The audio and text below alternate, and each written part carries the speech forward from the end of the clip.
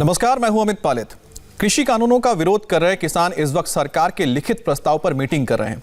बड़ी खबर यह है कि थोड़ी देर में बीजेपी किसानों के मुद्दे पर एक प्रेस कॉन्फ्रेंस करने वाली है और बीजेपी हेडक्वार्टर में केंद्रीय मंत्री प्रकाश जावड़ेकर और बीजेपी महासचिव भूपेंद्र यादव ये प्रेस कॉन्फ्रेंस करेंगे। और इस बीच सिंघू बॉर्डर पर किसान नेताओं की मीटिंग पिछले 2 घंटे से जारी है। इस मीटिंग में अमित शाह से मुलाकात करने वाले 13 किसान नेताओं के साथ साथ बाकी किसान नेता भी शामिल हुए हैं। किसानों की मीटिंग में यह तय होगा कि किसान संशोधन पर राजी हैं या कानून वापस लेने पर अड़े रहेंगे। तो अब से थोड़ी देर में ही आप देख सकते हैं कि बीजेपी की ओर से एक प्रेस कॉन्फ्रेंस किया जाएगा जिसमें प्रकाश जावड़ेकर और इसके अलावा बीजेपी के महासचिव भूपेंद्र यादव भी इसमें शामिल होंगे। और आप देखिए, प्रकाश जावड़ेकर और उनके साथ भूपेंद्र यादव पहुंच चुके हैं। तो अब सुनना होगा कि आखिरकार बीजेपी इस आंदोलन को लेकर क्या बातें कहती हैं। हालांकि कल अमित शाह के साथ एक मीटिंग हुई थी जिसमें 13 नेता शामिल हुए थे किसानों के, लेकिन वो जो बातचीत थी बेनतीजा रही थी। और एक बार फिर से आज मीटिंग हो रही है किसानों की, क्योंकि एक प्रस्ताव भेजा गया सरकार की ओर से कुछ संशोधनों को लेकर कानूनों में। क्या उस पर वो राजी होते हैं, ये देखना होगा।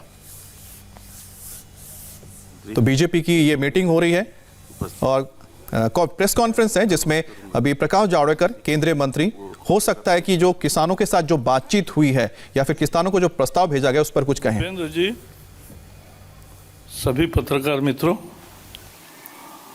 राजस्थान में जिला परिषद और पंचायत समिति के चुनाव में भारतीय जनता पार्टी को अप्रत्याशित जीत मिली है।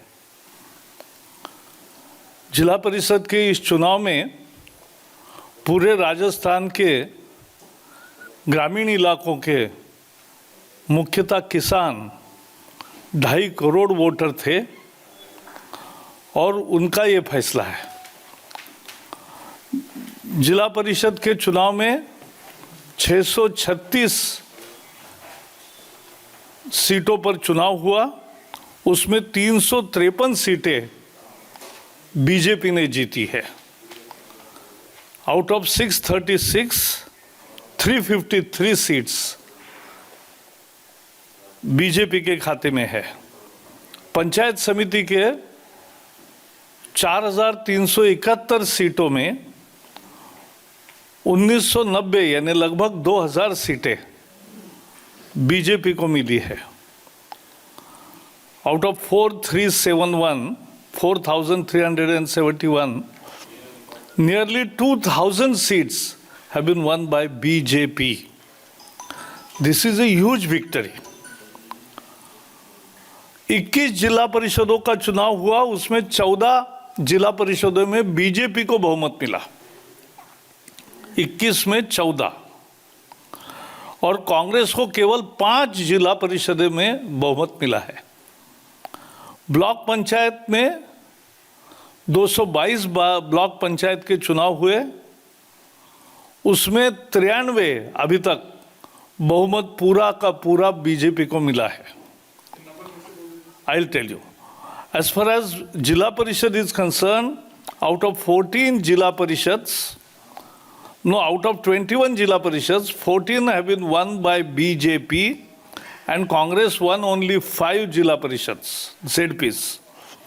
And in Block Panchayat, BJP has won till now 93 Block Panchayats out of 222. Trend क्या होता है?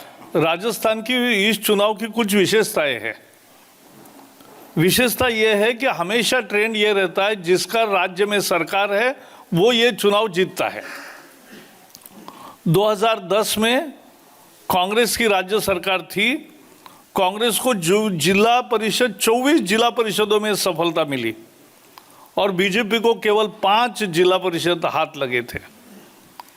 2015 में बीजेपी सत्ता में थी तो बीजेपी को 21 जिला परिषदों में सफलता मिली थी और कांग्रेस को केवल 12 जिला परिषदों में सफलता मिली थी। लेकिन इस बार उल्टा हुआ। जैसा मैंने कहा, 21 जिला परिषदों में से 14 जिला परिषद में भाजपा को बहुमत मिला और कांग्रेस को केवल 5 मिले। ये पहले जो ट्रेंड चलता था ये बदल दिया कि मतदाताओं ने। अब मतदाता बीजेपी के साथ है और कांग्रेस ने क्या कुछ नहीं किया, डिलिमिटेशन किया लास्ट मिनट कि ज़्यादा से ज़्यादा जिला परिषद की सीटें हमें मिले, कांग्रेस को मिले, इसके लिए डिलिमिटेशन का एक्सरसाइज किया, पैसे का जोर किया, सब कुछ किया, लेकिन कांग्रेस की करारी हार हुई। इसमें जैसा मैंने कहा 2.5 करोड़ वोटर में किसान, सभी किसान ही ग्रामीण इलाकों के ही थे, तो सारे किसानों ने वोट दिया है। इसका मतलब है कि किसान करोड़ों के संख्या में राजस्थान में कृषि सुधार के पक्ष में है। This results vindicates BJP stand on farm reforms because farmers are approving it all over. Telangana में अभी चुनाव हुए, हैदराबाद के चुनाव आपको याद है, 49 सीट्स हमें मिली। जो सत्तारूढ़ दल है टीआरएस को केवल 55 सीटें मिली, हमें 49 मिली। लेकिन बात महत्व की यह है कि वोट टीआरएस से भी हमें ज्यादा मिले, बीजेपी को सबसे ज्यादा वोट मिले। और दुबका का जो चुनाव था, उपचुनाव दुबका विधानसभा में, वो बहुत क्रांतिकारी और महत्वपूर्ण था, क्योंकि चारों ओर मुख्यमंत्री का खुद का, उनके बेटी का, उनके बेटे का, उनका सबका चुनाव क्षेत्र वही था, दामाद का। तो भी ये बीच वाली सीट जो थी हमने निकाली। और हैदराबाद का वोट भी वही दर्शाता है कि तेलंगाना में भी बीजेपी को जनता पसंद करने लगी है बहुत तेजी से। अभी अरुणाचल के नतीजे आ रहे हैं। अरुणाचल में बीजेपी को भारी सफलता मिली है। 240 जेडपी के सीट में 96 सीट अनअपोज आ गए हैं। बाकी का वोटिंग होगा अभी। और ग्राम पंचायत में 8,291 सीट्स में से 5,410 सीट्स अनअपोज्ड। बीजेपी के सामने कोई चुनाव नहीं लड़ा और लोगों की पसंद से एकमात्र कैंडिडेट रहा, इसलिए अनअपोज चुनाव हुआ। ये अरुणाचल का ट्रेंड है। और बाकी जो वोटिंग होगा उसमें भी भारी सफलता मिलेगी, यह हमें पूरा विश्वास है। राजस्थान के चुनाव की और 2 विशेषता बताना चाहिए। इस बार मार्जिन बहुत ज्यादा रहा, हमारे जीत का और उनके हार का अंतर बहुत ज्यादा था। प्रदेश अध्यक्ष अपने क्षेत्र के, गृह क्षेत्र के 2 पंचायत समिति पूरी हार गए। पायलट के उप मुख्यमंत्री पायलट है, उनके टोंक जिले में जिला परिषद बीजेपी ने जीती। 4 बड़े मंत्री जो सरकार चलाते हैं वो भी अपने जिला परिषद को रख नहीं पाए, जिला परिषद हार गए। यह आने वाले समय का ये एक सुचिन्ह है कि किस दिशा में मतदाता, साउथ हो, दक्षिण हो, पूर्वोत्तर भारत हो, सब जगह कैसे जा रहा है। तो राजस्थान की जीत अकेली जीत नहीं है। अगर देखेंगे तो बिहार की जीत, तेलंगाना की जीत, राजस्थान की जीत, अरुणाचल की जीत, और ये किस स्थिति में, कोरोना है, महामारी का प्रकोप है, और महामारी के साथ भारत ने अच्छी लड़ाई की और एक सफलता पाई है।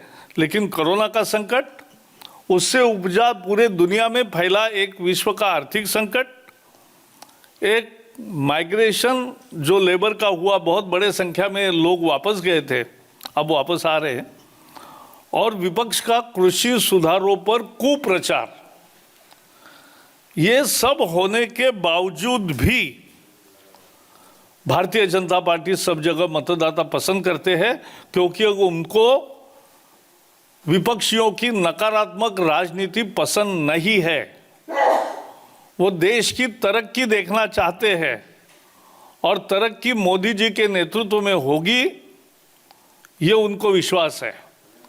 पार्टी के अध्यक्ष जेपी नड्डा जी के कुशल संयोजन में जिस तरह से ये पूरे चुनाव का संचालन सभी जगह हुआ, चाहे तेलंगाना में हो, वहाँ तो भूपेंद्र जी प्रमुख थे, वहाँ डेरा डालकर बैठे थे, बिहार में हो वहाँ भी भूपेंद्र जी थे, तो आप एकदम लकी मस्कट हो एक हमारे।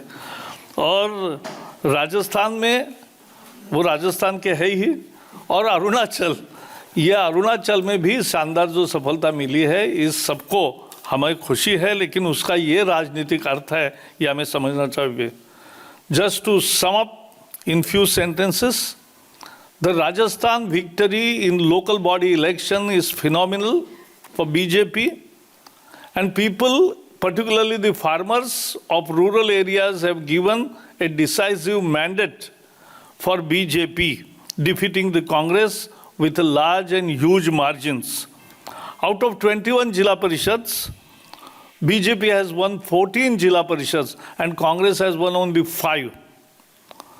In block panchayats also, BJP has won nearly 100 out of 222, and out of 636 Jila Parishad seats, BJP has won 353 seats, and out of Panchayat Samiti seats, 4,371 seats, elections were held.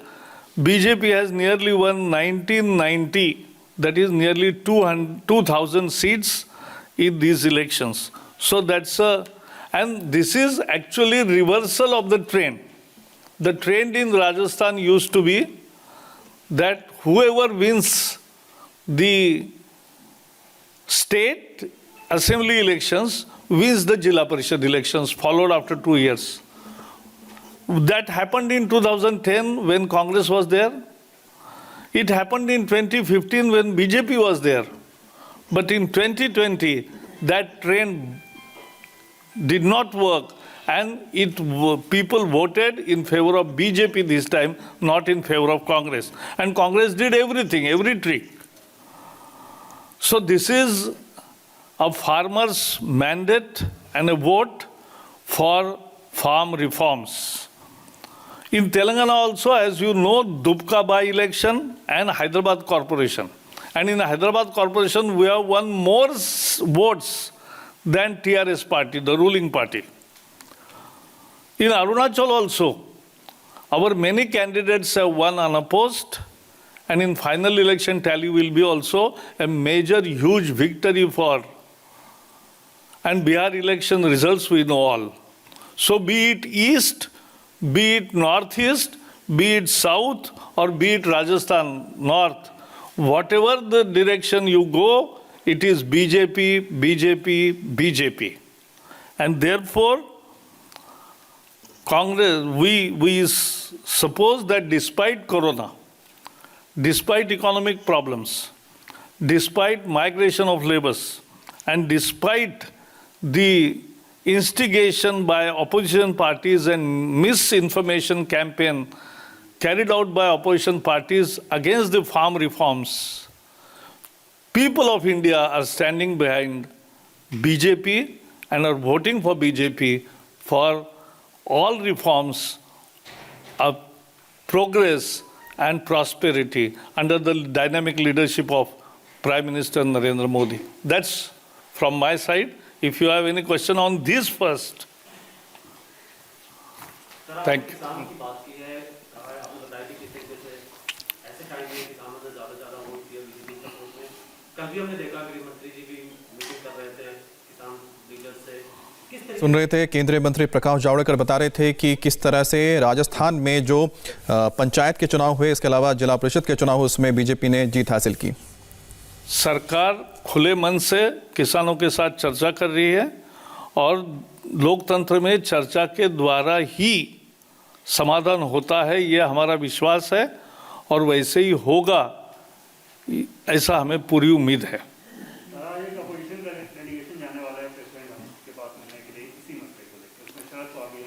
हाँ, तो लोकतंत्र है, कोई भी किसी को मिल सकता है, किसी को पाबंदी थोड़ी है। तमाम जो नतीजे आ रहे हैं वो बीजेपी का समर्थन दिखाते हैं। जो किसान आंदोलन चल रहा है, इसमें कुछ खास राज्यों के ही किसान ज्यादा है, खासतौर पर पंजाब के। तो आपको लगता है कि ये जो नतीजा है दरअसल देश भर में जो व्यापक स्तर पर ये किसानों की एक सहमति है किसी सुधारों कानून को लेकर, और केवल कुछ राज्यों में ही ये समस्या है, वहाँ ही आपत्तियां ज्यादा है? 40 साल से मैं किसान आंदोलन का एक अध्ययन करने वाला कार्यकर्ता रहा हूँ, किसान आंदोलन में शरीक हुआ हूँ। तो उसमें मैंने हमेशा देखा है एपीएमसी के चुंगल से हमें मुक्ति मिले, यही तो देश के किसानों की मांग थी। और एपीएमसी भी रहेगी, ये जो कानून है उसमें एपीएमसी भी रहेगी, एमएसपी भी रहेगा, सरकारी खरीद जो होती है वो भी रहेगी, और लेकिन दूसरी भी एक विंडो अपॉर्चुनिटी की किसान के लिए मिलेगी, जहां ज़्यादा दाम मिलेगा वहां वो बेचेंगे। प्रफुल्ल इस सबके बीच में वहाँ पर बैठक भी चल रही है सिंघू बॉर्डर पे। जो किसान संगठन है उनका ये कहना है कि हमको प्रपोजल मिल गया है सरकार का, लेकिन हमारी मांग एक ही है, जब तक तीनों कानून निरस्त नहीं होंगे हम आगे नहीं बढ़ेंगे। ऐसा है, आज की प्रेस कॉन्फ्रेंस हमने राजस्थान के चुनाव के नतीजों का एक अर्थ बताने के लिए और उसकी जानकारी आपको देने के लिए किया, वो महत्वपूर्ण है। बाकी किसान सिंधु बॉर्डर पर क्या हो रहा है, फिर बाकी चर्चा कैसे होगी, इसके बारे में कृषि मंत्री जब बयान देना है तो देंगे। सर राजस्थान में सवाल। हाँ बताइए। सर मुख्यमंत्री अशोक गहलोत ने 2 दिन पहले कहा कि उनकी सरकार गिराने की भाजपा फिर से साजिश कर रही है। ये ऐसा ही बोलते हैं, चुनाव के हार के सामने क्या बोलेंगे। सर एक सवाल, जैसे कि आपने कहा भाई पूरे देश में समर्थन है, खासकर किसानों का, क्योंकि जो वोटर्स थे वो ग्रामीण प्रदेश, तो सवाल उठता है कि जो सड़कों पे किसान बैठे हैं कौन, आपको क्या लगता है क्या? जैसा आपके कलीग ने कहा कि एक प्रदेश के ज़्यादा किसान है, उनके भी गलत फहमी होगी, हम दूर करेंगे। Sir, now the government has been saying this that all these farm reforms are for the betterment of. Yes. So Rahul Gandhi has come out and he said under Prime Minister Narendra Modi reforms is equal to theft. Again he has taken a guide. See, I don't want to reply to a non-performing politician. Okay, किसानों पर किसान उस पे राजस्थान पर कुछ है तो राजस्थान में सर, राजस्थान के मुख्यमंत्री अशोक गहलोत का कहना है कि किसानों के लिए जो कानून बनाए गए वो जल्दबाजी में कानून बनाए गए और संसद की प्रक्रिया को पूरा नहीं किया गया। अगर किसानों का बातचीत कल मैंने टीवी पर बहुत बोला है और आपने सुना भी है, तो आज फिर से मैं बताना चाहूँगा कि जिस तरह से राजस्थान, अरुणाचल, बिहार, तेलंगाना में जो नतीजे आए हैं उसी को आप भी छापेंगे और हम भी बताएंगे। बहुत बहुत धन्यवाद।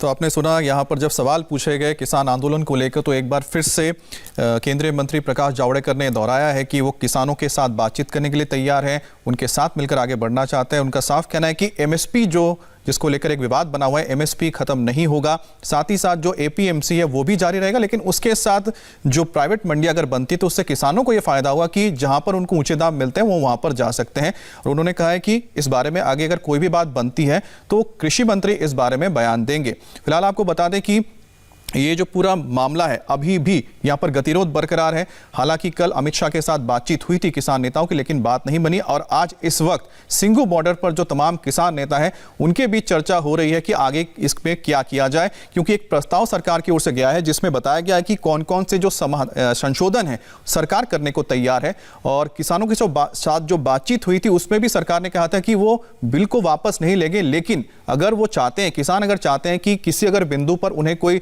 शंका है या फिर उनका मत है कि उसे बदलना चाहिए तो सरकार उस पर सोच सकती है। लेकिन जहां पर हमने देखा कि एक तरफ जो किसानों का एक धड़ा जो पंजाब से आता है या फिर जो लेफ्ट पार्टियों से जुड़ा हुआ है वो चाहते हैं कि पूरी तरह से रोल बैक हो ये तीनों जो कानून है, लेकिन वहीं पर एक जो दूसरा धड़ा भी नजर आता है जो बातचीत के जरिए इस गतिरोध को खत्म करना चाहता है। और यही बात एक बार फिर से केंद्रीय मंत्री ने दोहराई है।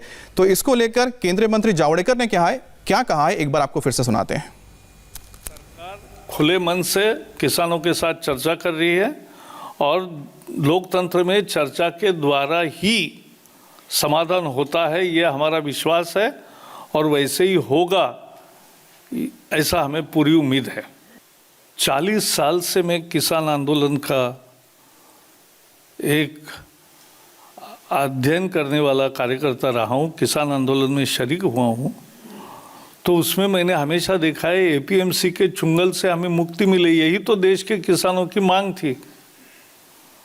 और एपीएमसी भी रहेगी, ये जो कानून है उसमें एपीएमसी भी रहेगी, एमएसपी भी रहेगा, सरकारी खरीद जो होती है वो भी रहेगी, और लेकिन दूसरी भी एक विंडो अपॉर्चुनिटी की किसान के लिए मिलेगी, जहां ज़्यादा दाम मिलेगा वहां वो बेचेंगे। तो आपने सुना कि एक बार फिर से सरकार की ओर से संदेश दिया गया है कि जिन बिंदुओं पर किसान को सबसे ज़्यादा आपत्ति है वो वैसा नहीं है जैसा कि बताया जा रहा है। एमएसपी यानी कि जो मिनिमम सपोर्ट प्राइस होता है किसी भी अनाज के लिए, उसे बंद नहीं किया जाएगा, वो पहले की तरह चलता रहेगा, बरकरार रहेगा, जिसके जरिए जो सरकार है किसानों से उनके उपज को खरीदती है। दूसरा है एपीएमसी यानी कि जो एग्रीकल्चर प्रोड्यूस मार्केट कमेटी होती है, जो मंडियां होती हैं, उसे भी खत्म नहीं किया जाएगा, वो भी बरकरार रहेगा, लेकिन उसके साथ एक नया ऑप्शन यानी कि आपको विकल्प दिया जाएगा किसानों को कि जो प्राइवेट मंडी अगर आती हैं तो उनको ज़्यादा दाम मिल सकता है, क्योंकि जब प्रतिस्पर्धा होती है तो दाम बढ़ते हैं, जिसका फायदा किसानों को होगा। लेकिन उसमें भी जो किसानों की आपत्तियां हैं उसमें रखा जा रहा है कि जो एपीएमसी है उसको वही जगह दी जाएगी जो दूसरे जो प्राइवेट मंडियां आ रही हैं। तो किसानों का ये कहना है कि वो चाहते हैं कि जो मंडियां बंद ना हो, साथ ही साथ एमएसपी को लेकर सरकार उनको कानून बनाए। ये सारी बातें सरकार क्लियर कर रही है। और पाकिस्तान ने डीएनए वाला टेरर दिखाया, कोरोना वैक्सीन पर बवाल मचाया। किस खबर में कितनी सच्चाई है वो देखिए हमारे खास शो आज के वायरल में एक छोटे से ब्रेक के बाद।